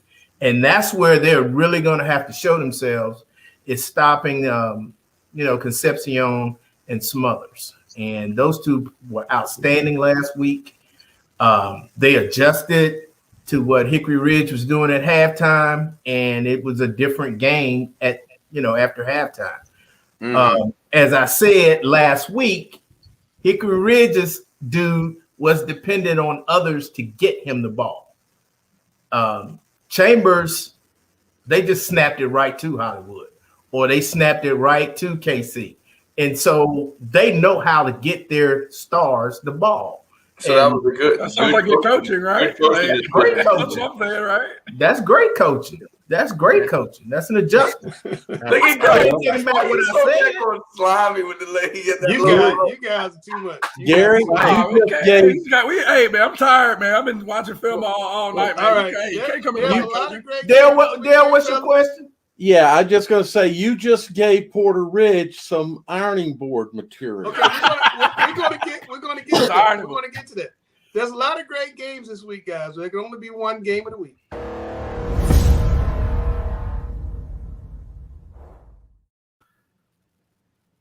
You already know we had to choose. Hey, Roseville and Gibbons. Alex, where are you at? What's the address again? Oh, he's on mute. It was going to be perfect. Yes, Cleveland High School, 1892 Polenta Road, Clayton, North Carolina. Thank you. I'll be there. So again, Gibbons Cleveland game is going to be pretty big. I mean, the biggest thing for me, 3 keys I have. First, production from the supporting cast of both teams is going to be key. I mean, we know about Donovan Shepard for Gibbons. Has about 1,600 yards, 19 touchdowns. Of course, Amaryan Hampton. I mean, the superlatives are long list there. Almost 2,000 yards and 40 touchdowns. We know those guys are going to get theirs. I mean, I liken it to some of the old top basketball games. Those guys are going to get theirs, but the supporting cast is going to be key. Connor Clark, the quarterback for Gibbons, he has over 2,000 yards, 24 touchdowns. What can he do? Can he be successful getting it to the triumvirate of Ian Evans, Shotwell, and Raphael? 3 receivers that have each about 400 to 600 yards. They like to spread the ball around. And I mean, even watching the Chambers game, earlier in the year, those all 3 are guys that can make big time catches when you need them. In this type of game, whoever's going to have the big explosive play, and those are going to be the guys that are going to do it for Gibbons. On the Cleveland side, I mean, we cannot neglect and not talk about Skyler Locklear. Again, he has I think it's 20 touchdowns, 1 pick. He only has 1 pick on the season. Just his efficiency and the way he's able to distribute the football, he's going to be key. Deshaun Middleton for them, receiver, 875 yards and 12 touchdowns. A guy that if everybody's loading up the box for Hampton, he's going to be the guy on the outside that can have the ability to make explosive plays. Number 2, can Gibbons stop an elite running back? I mean, Gibbons had a great schedule. They faced Hollywood, held them to under 100 yards, even though they gave up 2 touchdowns. Played Richmond County and Kellen Hood, who only had 103 touchdowns and 103 yards and a touchdown, which is definitely notable considering the games that he's had this year. Also, Leesville Road's DJ Scott. We had him as a Grice's gem. He is a high volume carry guy with a lot of yards. Held him to 27 carries for 94 yards. So again, they've played some top backs and some guys that we've highlighted here. So defensive coordinator Nick Drew is definitely going to have to, make sure he has things dialed up. He's ready to stop Amaryan Hampton as best as he can, but ensure those other supporting cast members aren't able to, to be, make an impact on the game. And finally, we know Gibbons has faced talent. We've seen what they've done. They've played tough teams, and they've shown up pretty well, even in their losses. You're talking 8-point loss to Chambers. You're talking about a 3-point loss in overtime to Myers Park. Cleveland hasn't had that opportunity. It's no shade to them. It's not, not anything that they can help. But how do you adjust when you have to play your first 4-quarter game of the year? They haven't had that opportunity. We need to see that all of their players, I know Hampton's good for it. I'm not doubting him at all. But are all of their players, including their defense, ready to defend for 4 straight quarters, something they have not done all year? Gibbons is battle-tested. Cleveland isn't. We got to see if Cleveland's ready to go. All in all, this is going to be a great game. I'm excited to see Cleveland have the opportunity to show everybody, hey, we've had a light schedule, but we can match up with the state's elite. It's going to be a great one. I personally think the winner of this comes out of the East. I mean, with no Richmond, it's hard to argue. I mean, it's, I think Leesville's got something to say, though, but I agree. It's going to be tough. Let me jump in on Coach Grice's question. Can Gibbons stop an elite running back? The answer is yes. September 20th, 2019, Cardinal Gibbons at Cleveland. Amaryan Hampton was a sophomore. Now, of course, we all acknowledge Mr. Hampton's Did you prowess. see that kid? I said Mr. Hampton's prowess. Yes, Mr. Hampton is very impressive. I've seen him myself in person multiple times, including once this season, and he's a very personable young man, as we saw this evening, as I had an opportunity to interview him. But September 20th, 2019, you want to talk about the fires being stoked for this game right here. September 20th, 2019, Cardinal Gibbons defeated Cleveland 36-0 at Cleveland High School. Cardinal Gibbons is the last team to win a game at Cleveland High School, regular season or playoffs. Cardinal Gibbons and Nick Drew is the only defensive unit. If you want an explanation of Nick Drew's prowess as a defensive coordinator, Cardinal Gibbons, under the defensive coordination of Nick Drew, is the only team ever to hold Cleveland scoreless during the head coaching tenure of Cleveland coach Scott Riley, who is a Cardinal Gibbons graduate as well.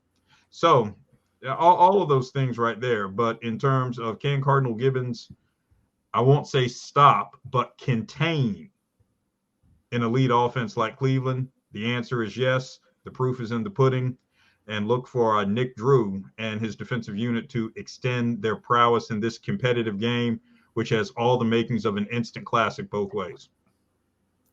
Outstanding, Alex. Hey, while I got the floor before we move on to the next shot, Langston, and you can go ahead and mark the tape, Langston, so you can cut this for the social media. Langston, he named me the guru, and when you have the notoriety, you got a lot of fame and all that, but you also bear a lot of responsibility, and I got to do a mea culpa of my own, because remember, it was in my brackets that I picked Grimsley and Richmond to go to the finals, so I've got to fall on the sword for that one too. So go ahead and pepper me all over social media, guys, because I know that they're going to want to hear the guru say, hey, when I was wrong, but you know what? I'm man enough to will up and say, you know what? I was wrong. But anyway, guys, hey, we're in that big three shot, and you know what that means, gentlemen. Lock the door, baby. Lock the door.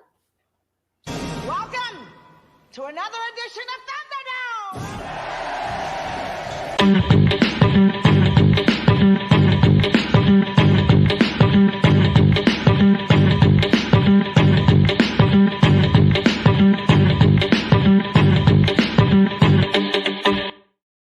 I'm gonna ask our favorite segment of the show. Sam, what you got? I would really like if we got some Phil Collins theme music before we started this segment from now on, just like the drum part. Hey, Sam, I got to throw it out here to you. It is 4 questions this week. I am going to remind you of that if you want to kick or receive. I'm going to receive today. All right, here we go.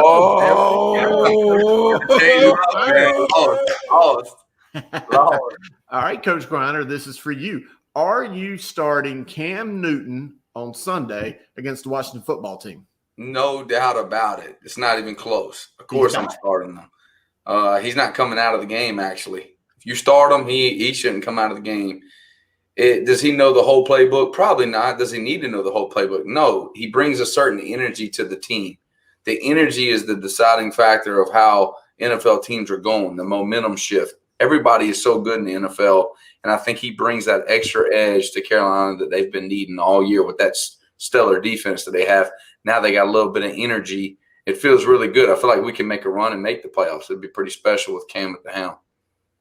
Griner, you're getting older, man. You don't have the same energy you had when you were younger. I love having him come in as a great change of pace. He doesn't know the offense completely yet, which is okay. It's completely understandable. He's coming into an offense that he's not completely familiar. I love the fact that it seems like they have a package for him that he's able to execute at a high level. And again, you put him in a situation where he's able to come in at certain moments in the game, give you what he's got, and then bring that back to PJ Walker. I think it accomplishes 2 things. One, it allows you to have a capable guy in PJ to make sure he's able to do everything he needs. But 2, if Cam you realize in the game he's not ready to go, you can't fall back on PJ Walker. But if there's a situation where PJ isn't ready and we're able to see that clearly, Cam's coming in like the relief pitcher, baby. And all of that energy that you need, that he's giving you those boosts, he's able to bring it for the rest of the game. And So, again, another wrinkle, Ron Rivera's on the other side, baby. Who knows Cam better than Ron? Yeah, and Washington Redskins had an opportunity to sign him as well, and they did not. So I think there's a little bit of chip on Cam's shoulder. Don't think there's not. And if Sam Darnold was playing, are you trying to say that he wouldn't play over Sam Darnold too? I'm curious. The question. You see, that's the problem. You ain't read the question. No, it's just BJ Walker's the current starter. The current starter is BJ Walker. Reading the question. I'm starting Cam. You're wrong, man. You don't pay a guy BJ Walker's the current you don't starter. pay a guy $10 million. You don't pay a guy $10 million with this much season to go. They 1.5 guaranteed. They're paying Cam 10. They're paying Cam $10 million. They're paying Cam's replacement, his replacement's replacement. Now they're paying Cam again to replace him. So yeah, they're going to play Cam Newton. There's no question about it. But anyway, Coach Grice, you're back up again here. Question number 2 on Coach versus Coach. Should the NCHSAA get rid of the East-West model that they're currently in with the playoff bracketing and just do a straight 1 through 64 so we can ensure that the best possible matchup of the best teams maybe play themselves out for the playoffs? No, I disagree. I think with the way we're doing it, and again, the way we're doing it right now, we are getting some of the biggest upsets and some of these teams that may not be the best team, because I don't care about the best team unless I'm number 1. I don't want the best team. I want me to make it. And I think it's a great situation, and the better chances of upset are with familiar foes. And that's what I think you're seeing. You're seeing a lot of people that are familiar with another team that are giving them great effort, and that's the chances. Like if you're one of the favorites or you're one of the top teams, the pressure is on you to compete against guys that know you. And I think that's where you're getting the best football. I don't care about the best in these situations. I want the best quality football. And I think with this, with the big 4A and big, single division or single non-subdivided brackets, we're getting some great football. Wouldn't you say that, Griner? Definitely get some great football, but I would love to see them get away from the if you ask all the East teams, they would probably say, nah, keep it the same. You ask all the West teams in 3A, 4A, they'd be like, yeah. It doesn't matter. Go ahead and mix that. All the time. It doesn't matter. Whatever. Go ahead and mix that. Now, an East team can win it here and there. Ain't no doubt about it. And then I think 1A, they're one of the strongest, right? Or is it 2A? Guru. Yeah. Both of them. Yeah. I mean, I'm just saying, though. I mean, Richmond County was even on the West for a long time. Do you see what I'm saying? It was a very strong. I just think that it'd be kind of cool to go ahead. We pay the schools that are making it. It'd be kind of cool. Like, Charlotte teams are always going to play Charlotte teams. Wouldn't it be nice to go, near the beach and play a game and get the charter bus out there? Yeah, it'd be a lot of fun. Because I have the worst ranking because my regular season schedule was harder. That's crap. That's unfair. What do you mean? I'm trying to say, like, an East team can play a West team before the finals. That would be great. I think it'd be great. And then you get even Steven football. They didn't play anybody. Yeah, but still, we need to go by strength of schedule. Yeah, we all be higher then. There you go. Again, unless you just ranked them top to bottom based off of winning record, the win-loss record, the subjectivity of however the rankings would be to establish that 164 would be too questionable for me. So, right now, it is what it is. You kind of take it as how it is. But Sam, with this next question coming right back at you, and be careful because you are a current head coach. I don't want you to be getting an Instagram from Mark Dreibelbus or anybody at the NCHSAA for your answer. But how do you improve the officiating in high school football? One easy reason or one way to do that would pay them more. Make it a competitive thing where a lot of people want to stay in officiating, and then you get better quality. I just think that we don't pay them quite enough. I think they should be making probably closer to like $150 a game compared to, like the 90-something bucks they make a game. They make more money going to the Pop Warner games on Saturdays. You know what I'm saying? So I just think that we need to pay them more. And then we can hold them accountable, get them through. Like if you pay them more, we can also get them more training, do certain things. Like the NFL is the NFL. They are trained up. Now they get paid really well. That's because they had the best officials. You start going to ACC, the SEC, they got really good officials. You don't see like certain things happening in those games. Now, it'd be kind of cool. We have this sideline huddle thing now, right? It'd be kind of cool. I know the games don't want to go longer and stuff like that. It'd be kind of cool, though, if high schools could somehow go to the replay. You get one replay, throw your challenge flag in high school so that we can get some of these decisions, overturned. That would help out these guys a lot as well. Man, I'm not going to your school where you got some 16-year-old pointing the camera over here and you trying to call that a catch. That is not what we're doing, Grant. Let me first say that. But for me, kind of I put my auditor CPA hat on. Improving high school officiating, to me, I think it would work with transparency and how each referee is graded on a weekly basis. That's one of the bigger things for me. I mean, we get that as coaches where how we did is always reflected publicly by our win-loss record. So I think for officials and even for us seeing a win-loss record, Griner, that's always a catalyst for me to work harder, for me to study harder, for me to do things because I want us to be perceived as a good football team. I think referees should have that same level of pride in their grades. If you're a referee that's graded out as a 90% or 95% based on what you did for 6 weeks, I think you should be recognized. And again, we would see that and it's, in the playoffs, this guy deserves to get the high-profile game. That's one of the greatest things I look forward to in being able to coach in big-time games from when I was at Hopewell, that I see the difference in high-quality refs that are allowed to coach in bigger-time games between bigger teams. I don't think that's controversial to say. I think that's a statement of fact. So publishing and being transparent about how well these officials are doing is going to be a catalyst to make them perform well. Yeah, I can't disagree with you there. I would agree with you on that for sure. All right. Well, since Sam is going to get the final word, Grace, we're coming right back at you for this final question here on tonight's Coach versus Coach. What role does bulletin board material really do with winning in football? Oh, it's everything. But I think with the caveat of knowing your kids.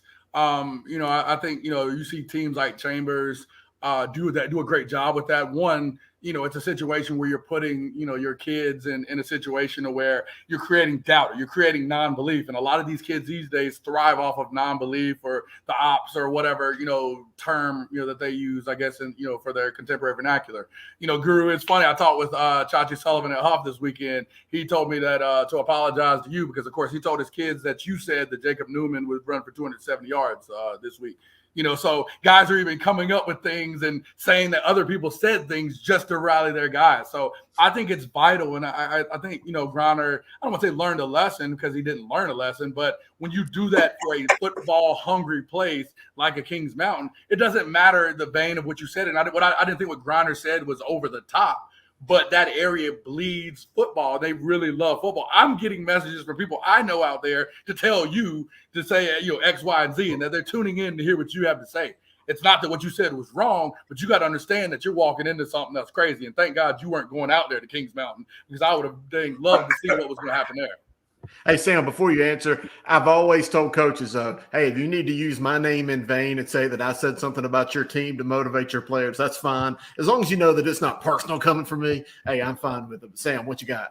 Yeah, I mean, I would do the exact same thing these other coaches are doing, like the Chambers of the world. I'm going to use it for motivation. I would do the exact same thing, do a clip up, make a video. I would do the exact same stuff. I think they're doing exactly what you're supposed to do to get an edge this time of year. I try to do the exact same thing to give my kids an edge. That's what we feed off, confidence. West Charlotte hasn't been, over the top great the last, 10 years where people are saying our name and stuff. So I'm trying to bring a little bit of confidence to us and let them know that I'm confident. Could I be wrong? Yeah, I was wrong. That team whooped our tail in the trenches and they beat us down. I'll admit it. If they could beat us 100-0, I'm the type person that's this. If someone could beat me 150 points to nothing, do it. I'm not going to be, why'd you run the score up on me? I got to get better. Do you see what I'm saying? So I'm going to be who I am. I'm not going to change. If you need to say something to me, go ahead and say it. I wouldn't change what I said 1 minute. I didn't say, we're a way better team. We don't have to play good. I said we don't have to play great. We need to play good and we still will win. And I still believe that. We did not play good. We played poor. So if we would have just been Steven, I think we'd have won the game still. Yeah. Hey, true story. How we used to do it back in the old days. I remember it very well. 2001, we had a huge game with Davie County, and we sent our own players flowers from the florist and told them that Davie County sent us flowers for our own funeral. It's just a way to motivate the players. So, we've done stuff like that. That's rich. That's rich. Dale, I wanted to circle back before we got here. I was curious what you think about the NCHSAA question. Should we get away from East and West seeding to get the best teams to the finals? There are certain teams like Richmond that needs to be in the East to give the East a more competitive opportunity, I think, in the finals. at least in the 4A. Now, granted, the Raleigh schools did change that. Yeah, I don't have a huge problem with the way we've been doing things. I really don't. Other than I really would like to find a way that we can more balance the East and the West, because I think the West is when Grice talks Fight Club, that's when it comes to playoff time. That's exactly what it is in the West, and it really that's what's behind the idea of not taking away the East and West is to get away from that. Right.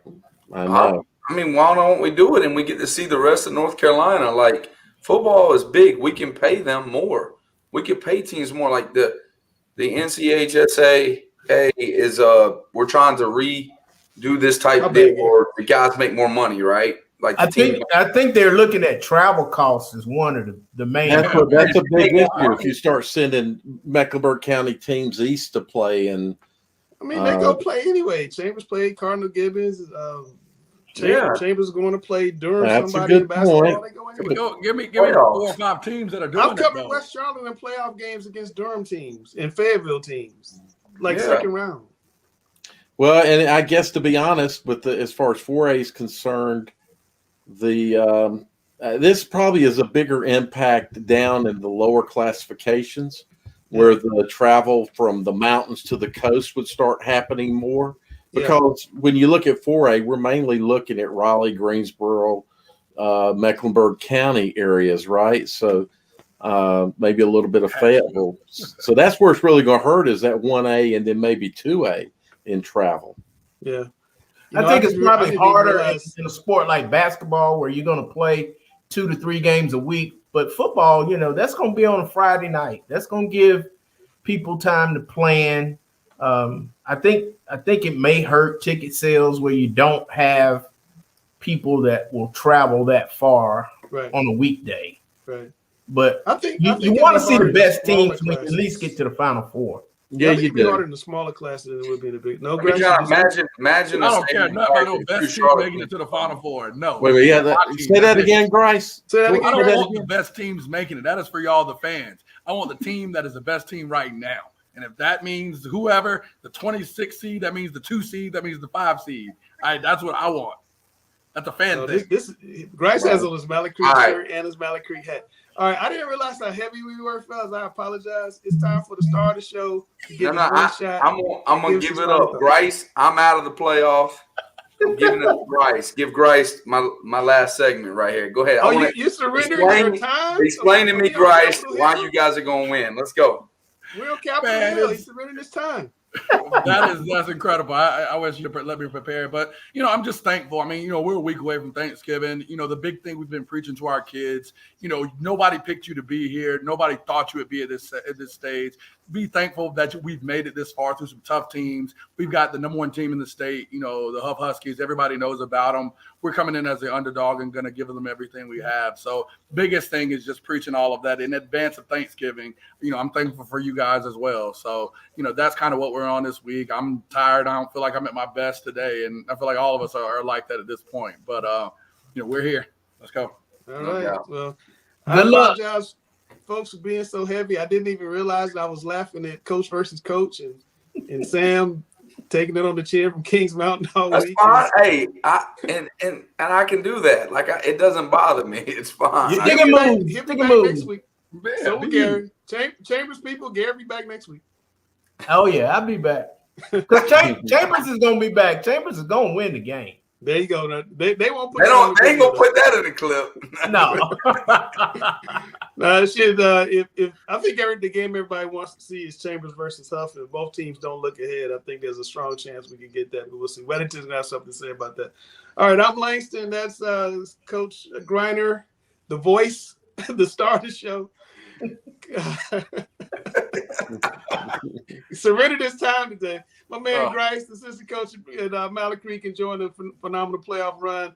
Dale Ross, the great Dale Ross, the guru Chris Hughes, the number 1 voice of high school football. Alex Bass, who's awful quiet today during the show. We didn't hear much from Alex. And then my man Gary Richmond. We are talking preps. We'll be back next week.